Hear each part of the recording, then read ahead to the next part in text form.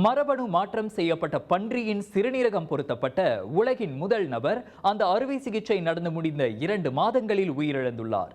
62 வயது ரிக் ஸ்லேமன் என்ற அந்த நபருக்கு மெசாசூசெட்ஸ் பொது மருத்துவமனையில் கடந்த மார்ச் மாதம் மரபணு மாற்றப்பட்ட பன்றியின் சிறுநீரகம் பொருத்தப்பட்டது.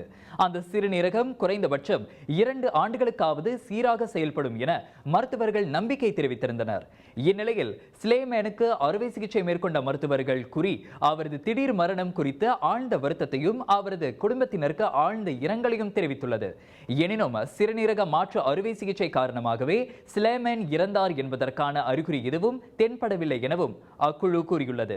2ஆம் நிலை நீரிழிவு, உயர் இரத்த அழுத்தம் போன்ற சுகாதார பிரச்சனைகளால் பாதிக்கப்பட்டிருந்த ஸ்லேமனுக்கு 2018ஆம் ஆண்டு முதல் முறையாக உடல் உறுப்பு தானம் வாயிலாக மனித சிறுநீரகம் பொருத்தப்பட்டது. எனினும் 5 ஆண்டுகளில் அது இயங்காமல் போனதை அடுத்து மரபணு மாற்றி அமைக்கப்பட்ட பன்றியின் சிறுநீரகம் பொருத்தப்பட்டது குறிப்பிடத்தக்கது.